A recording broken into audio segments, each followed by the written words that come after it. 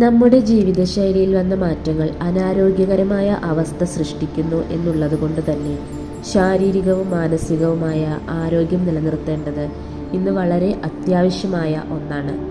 അതിൻ്റെ പ്രാധാന്യം വളരെ ഗൗരവത്തോടു കൂടി നാം മനസ്സിലാക്കേണ്ടതുണ്ട്.